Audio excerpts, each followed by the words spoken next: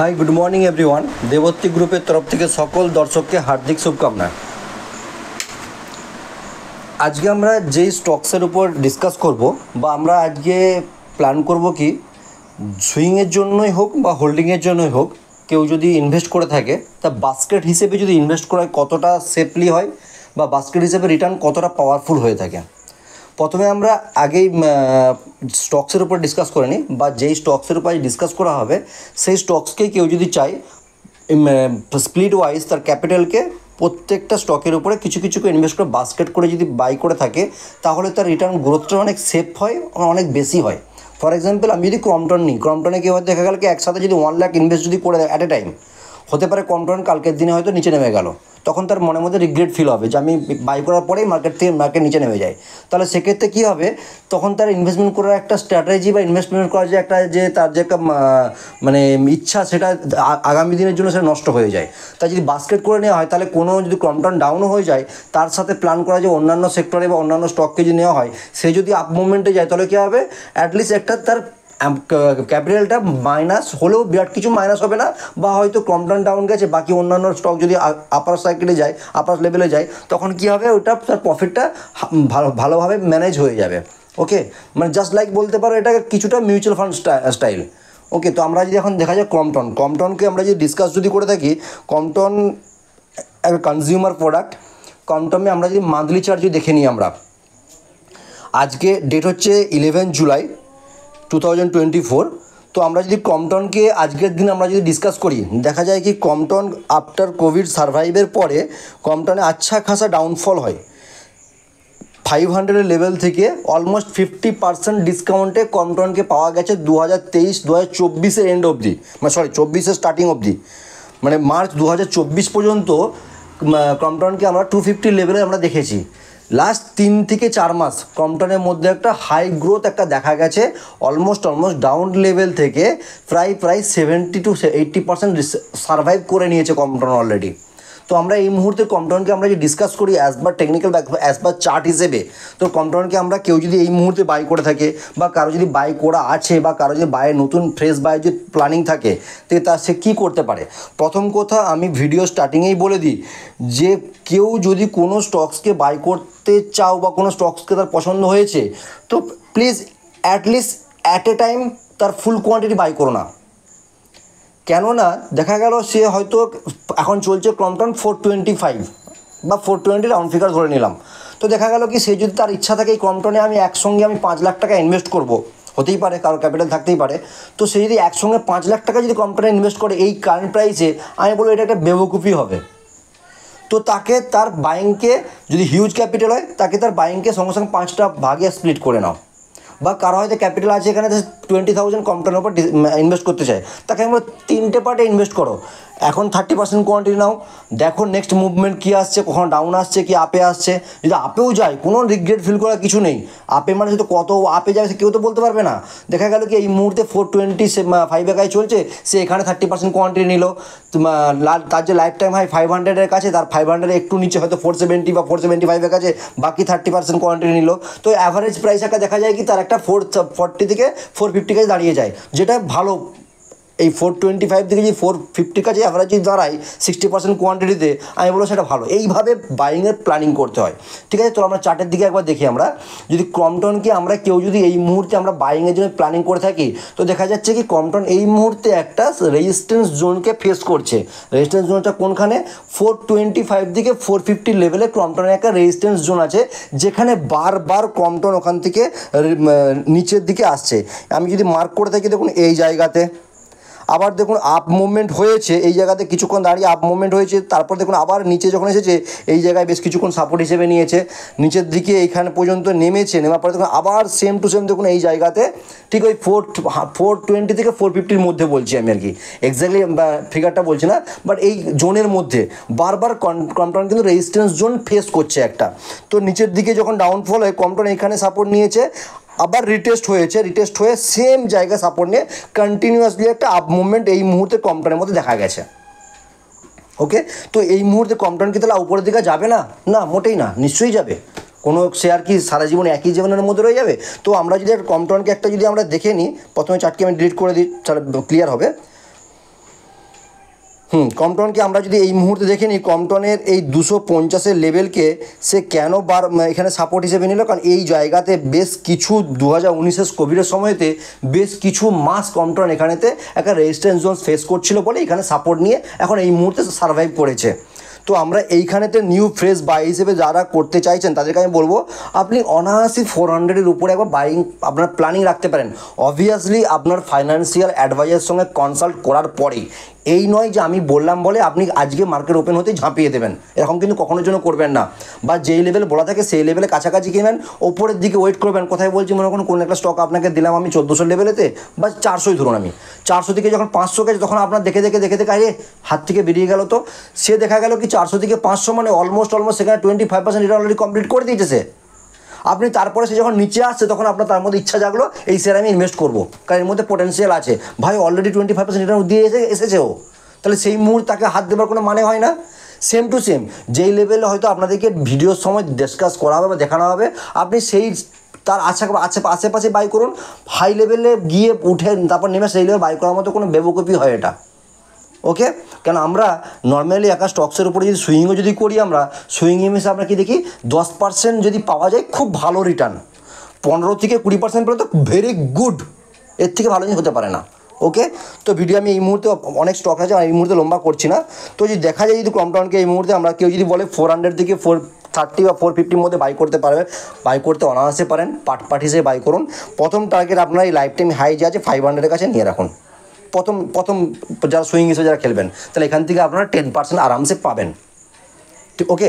এরপর আপনারা যে কেউ যদি হোল্ড করে থাকেন কমটনে, কত দূর হোল্ড করবো আমি বলবো, যদি এরপরে যদি আপনার হোল্ড করার ইচ্ছা থাকে 750 অ্যান্ড 1000 হার 250 পয়েন্টে, মানে প্রত্যেক 250 পয়েন্টের কাছে একটা করে আপনি আপনার প্রফিট বুকিংয়ের জায়গা রাখতে পারেন। প্রফিট বুকিং করুন, নিচে আসে আবার নিন, কারণ 750 কাছে একবার যদি উপরের দিকে যায় আমার মনে হয় না ইমিডিয়েটলি 1000 পৌঁছে যাবে। 750 কাছে যদি যায় ও বা 700 কাছে গেল না, ও একবার আবার 50 to 60 পয়েন্টের ডাউন একবার দেখাবে, বা হয়তো দেখা গেলো কি 500-এর কাছে এই মুহূর্তে যেটা রেজিস্ট্যান্স ফেস করছে সেইখানে একবার এসে আবার যাবে। তো উপর লেভেলে গেলে একবার করে প্রফিট নিতে শুরু করুন, এটা ভালো লাগবে, ওকে? স্টপ লস হিসেবে এই মুহূর্তে স্টপ লসের কোনো দরকার নেই। 2024-এ দাঁড়িয়ে কোনো স্টক যদি ইন্ডেক্স যদি প্রফিট বুকিং হয়ে যায় সেখানে কোনো কিছু কিন্তু বলা যাবে না, আগেই বলে দিই আমি। তা না হলে 2024-এ দাঁড়িয়ে আপনার মানে কোনো কিছুতে টেনশন করা লাভ নেই, সবাই আপ মুভমেন্টই হবে, এই রকম ধরনের স্ট্র্যাটেজি চলছে এখন। তো আপনি যদি এই মুহূর্তে আপনার যে ডে চার্টে যদি আমরা দেখি, এই মুহূর্তে ডে চার্টেতে 350-র কাছে আপনার কাছে একটা ভালো সাপোর্ট আছে কমটনে, 350-র কাছে ভালো সাপোর্ট আছে। কেউ যদি 350 সাপোর্ট হিসেবে যদি তার সুইং হিসেবে বাই করে থাকেন করুন, প্রফিট পেয়ে যাবেন, ওকে? আমরা নেক্সট স্টকসের উপর যাই। আমাদের নেক্সট স্টকস হলো রাজেশ এক্সপোর্ট। রাজেশ এক্সপোর্টে আমরা যদি মান্থলি চার্ট যদি দেখে নিই একবার, রাজেশ এক্সপোর্টের মান্থলি চার্টে 2016 থেকে 2023 পর্যন্ত রাজেশ কিন্তু একটা ভালো গ্রোথ দিয়েছে। 2016-তে যার হাই ছিল অলমোস্ট 744, তারপর এখানে প্রফিট বুকিং হয়েছে কোভিডের সময়তে, সার্ভাইভ করে 450-র কাছে অলমোস্ট এসে গিয়েছিল। সেইখান থেকে অলমোস্ট ডাবলের থেকে বেশি রিটার্ন দিয়েছে 2022 অ্যান্ড 2023-এর এন্ড অবধি, ওকে? 2023-এর ফার্স্ট অবধি, মানে মার্চ 2023 অবধি। তারপর থেকে কন্টিনিউয়াসলি একদম 1000 থেকে সিধা একদম দেখা যায় তো মানে কি বলবো 250-র কাছে নেমে গেছে, মানে 5 ভাগের 1 ভাগ করে দিয়েছে শেয়ারকে। ডিসকাউন্ট, হেভি ডিসকাউন্ট প্রাইসে পাওয়া গেছে। যদি আমি মেজারমেন্ট করেছি স্কেল দিয়ে, তো অলমোস্ট দেখা যাচ্ছে কি 80% ডিসকাউন্টে পাওয়া যাচ্ছে। 80% কারেন্ট লেভেলকেও যদি ধরি আমি, হায়ার লেভেল থেকে 70% ডিসকাউন্টে এখনও পর্যন্ত পাওয়া যাচ্ছে রাজেশ এক্সপোর্টকে। কেউ যদি এখানে বাই করতে চান, আমি বলবো এই মুহূর্তে এর মধ্যে একটা গ্রোথ দেখা যাচ্ছে, বা হতে পারে এই জোনের মধ্যেই এ কিন্তু বেশ কিছু হয়তো মাস অলমোস্ট নভেম্বর ডিসেম্বর পর্যন্ত হয়তো হোল্ড করে যেতেও পারে। তো যদি হোল্ড করে এই লেভেলটা একটা ভালো একটা সাপোর্ট জোন হিসেবে বানিয়ে নিয়েছে। এই মুহূর্তে এর নিচে এ ডাউন হবে বলে মনে হয় না। তো এই মুহূর্তে এর মধ্যে একটা গ্রোথ দেখা যাচ্ছে বলে এই স্টকসকে নিয়ে যারা ডিসকাস করছি আমরা। তো যেহেতু আমরা এর আগে কমটন ডিসকাস করেছি, রাজেশ এক্সপোর্ট ডিসকাস করছি, এরপরে আরও স্টকস আমরা ডিসকাস করবো আজকে ভিডিওর মধ্যে। কেউ যদি চায় বাস্কেট হিসেবে কিন্তু এগুলোকে কিন্তু নিয়ে বাই করে রাখার প্ল্যান করতে পারেন, করবেন কি করবেন না আপনার ব্যাপার, ওকে? তো আমরা যদি এই মুহূর্তে রাজেশ এক্সপোর্টকে যদি দেখে নিই, রাজেশ এক্সপোর্ট দেখুন ডে চার্ট হিসেবে দেখুন মার্চ মাস থেকে লাস্ট 4 মান্থ দেখুন একই জোনের মধ্যে ফেঁসে আছে। লাস্ট ক্যান্ডেলটা 10%-এর ক্যান্ডেল দিয়েছে, মানে আগের দিনের ক্যান্ডেল দিচ্ছে 10%-এর ক্যান্ডেল। যেহেতু 330 থেকে 350-র কাছে একটা রেজিস্ট্যান্স জোন এই মুহূর্তের জন্য আছে, তাই গতকালের যে এর যে স্পিড ছিল সে রেজিস্ট্যান্স জোনের কাছে গিয়েই নিচের দিকে নেমে এসেছে। তো আমরা এই মুহূর্তে যদি বাই করার প্ল্যানিং কারো যদি থাকে, আমি বলবো যেহেতু 260-র কাছে আপনার সাপোর্ট লেভেল হয়ে যখন আছে, তার থেকে বেশি কিছু আপে যায়নি এখনও পর্যন্ত, আপনি অনায়াসে এই লেভেলেও বাই করতে পারেন, বা 300-এর কাছে পেলে বা 330-র মধ্যে পেলে অনায়াসে বাই করতে পারেন। আপনার কিছু কোয়ান্টিটি, পুরোপুরি 100% কোয়ান্টিটি কিন্তু নয়, কিছু কোয়ান্টিটি বাই করুন। প্রথমে আপনার টার্গেট থাকবে 400, ক্লিয়ার কাট ফার্স্ট টার্গেট আপনার সুইং হিসেবে 400 আপনি পেয়ে যাবেন। সময় দিন, সুইং মানে এই নয় 4 দিন 5 দিন, সুইং মানে এই নয় 1 মাস 2 মাস, সুইং মানে সেটা 5-6 মাসকে সুইং ধরা হয়। 5-6 মাসের মধ্যে আপনি যদি কোনো স্টকসের মধ্যে 10% রিটার্ন বা 50% রিটার্ন যদি পান, ভেরি গুড রিটার্ন। উইদিন 1 ইয়ারের মধ্যে যদি আপনি 10% বা 15% রিটার্ন যদি পান, সেটা গুড রিটার্ন, সেটা কিন্তু কোনো খারাপ রিটার্ন কিন্তু নয়। 15% রিটার্ন 1 ইয়ারের মধ্যে কেউ যদি অ্যাচিভ করে থাকে, ভালো রিটার্ন। তো এই কারেন্ট প্রাইস থেকে যদি 400 লেভেল পর্যন্ত যায়, তাহলে সেখানে অলমোস্ট মানে 15-20% রিটার্ন হয়ে যাচ্ছে। তা আমি বলবো এখান থেকে আপনার একটা বাইং গ্রোথ দেখা যেতেই পারে। তো আপনার যদি মনে হয় যে আমি এখন বাই করবো না, ওয়েট করি, তাহলে আপনার যদি মনে হয় লং টার্মের জন্য নেবো, তো লং টার্ম নিলে আপনি এই লেভেল নিতেই পারেন, কোনো অসুবিধা। আপনার ভিউই তো 5-7 বছরের জন্য, তাহলে এখানে আপনি বাই করতেই পারেন। ওকে, আপনার কিন্তু 400-400-র পরে নেক্সট টার্গেট আপনাকে 475। ওকে, তো আপনার টার্গেট স্টপ লস আমি অলরেডি মেনশন করে দিচ্ছি। আপনি একবার নিজের পার্সোনাল ভিউ অনুযায়ী এই স্টকসকে একবার অ্যানালাইসিস করে নেবেন বিফোর ইনভেস্টিং। ওকে, আমরা নেক্সট স্টকসের উপর যাব। আমাদের পরের স্টকস হলো 5 স্টার। 5 স্টার কিন্তু বেশি পুরনো কোনো হিস্ট্রি এর নেই, কারণ 2023-এর প্রথম করে এর আইপিও এসেছিলো। এক্স্যাক্টলি আইপিও ডেট যদি বলাও যদি হয় 2022-এর নভেম্বর, মানে 2023-এর শুরুতে, 22 এন্ড 23-এর শুরুতেই। তাই এর মধ্যে বিরাট কিছু ডাটা কিন্তু আমাদের কাছে নেই। তো কারেন্ট ডাটা হিসেবে আমরা যদি আমরা একে যদি অ্যানালিসিস করি, তো দেখা যায় কি আইপিও আসার পরেতে এর আপ মুভমেন্ট একটা হয়েছে, ভালো রকমভাবে আপ মুভমেন্ট হয়েছে। যদি আমরা স্কেল দিয়ে মেপেও যদি নিই একটা আমাদের, তো দেখা যাচ্ছে কি কারেন্ট লেভেল থেকে অলমোস্ট 90 থেকে 100% রিটার্ন অলরেডিও দিয়ে দিয়েছিল, মানে আইপিও থেকে কারেন্ট প্রাইস পর্যন্ত 100% রিটার্ন অলমোস্ট কভার করে দিয়েছে। তো দেখা যাচ্ছে কি একটা আপার লেভেলেতে একটা জোন বানিয়ে বসে আছে বেশ কিছু মাস ধরে। বেশ কিছু মাস মানে কবে, সেটা জুলাই 2023, অলমোস্ট 1 ইয়ার ধরে একই জোনের মধ্যে একটা সারফেসের মধ্যে এ কিন্তু অলরেডি ট্রেড করছে। বাট এই মাসে দেখা যাচ্ছে কি একটা ব্রেকআউট দেওয়ার চেষ্টা করছে। ঠিক আছে, যদি আমরা উইক চার্টে যদি দেখি, আমরা দেখুন আপনারা ক্লিয়ার হবেন। বারবার ওই 670 বা 650 আমি রাউন্ড ফিগার ধরে নিচ্ছি, 650 থেকে 675-এর কাছে একবার নামছে, আবার আপে 800 যাচ্ছে, আবার নিচে আসছে, আবার আপে যাচ্ছে। এইভাবেই কিন্তু কন্টিনিউয়াসলি এর প্যাটার্ন তৈরি করে রেখেছে। বাট কিছুদিন ধরে দেখা যাচ্ছে, লাস্ট কিছু সপ্তাহ ধরে বা লাস্ট 1 মান্থ ধরে দেখা যাচ্ছে কি, 1 মান্থ একটু বেশি হবে, 800-এর উপরে কিন্তু সাস্টেন করছে বারবার। 800-এর উপরে বারবারই সাস্টেন করছে। এর লাইফ টাইম হাই যদি আমরা ধরে নিই, লাইফ টাইম হাই হচ্ছে 875। তো 875 থেকে 800 মানে বিরাট কিছু দূরত্ব নয়। তো 800-এর উপরে বারবার সাপোর্ট নিচ্ছে, 800-এর উপরে যে সাস্টেন করার চেষ্টা করছে। তো কারো যদি এই মুহূর্তে এই শেয়ারকে যদি বাই করার প্ল্যানিং থাকে, 650 আপনার কাছে স্ট্রং সাপোর্ট লেভেল আছে। আপনি একে অনায়াসে 1000-এর জন্য প্রথম টার্গেট হিসেবে রাখতে পারেন। সেকেন্ড টার্গেট কত হবে কিছু বলা যাবে না, ওটা আনলিমিটেড, ওটা আপনার বোনাস পয়েন্ট। সুইং হিসেবেই বলুন, আপনি নর্মাল কিছুদিনের জন্য ধরে রাখতে পারেন 1-1.5 বছরের জন্য, তাহলে এখান থেকেও আপনি এখনও পর্যন্ত 20-25% গ্রোথ এই মুহূর্তে দেখতে পারেন কারেন্ট লেভেল থেকে। বারবার বলি, ইন্ডেক্স যদি রেড হয় সেখানে কিন্তু কোনো রকমভাবে কিছু ডিসকাস করা যাবে না। বাট এর কারেন্ট সিচুয়েশন দেখে যেটা মনে হচ্ছে, এ কিন্তু 1000-এর লেভেল আপনাকে দেখাবে। 875 একবার ক্রস করতে পারলেই 1000 কিছুদিনের মধ্যে আপনি দেখতে পাবেন আপনার চার্টের মধ্যে।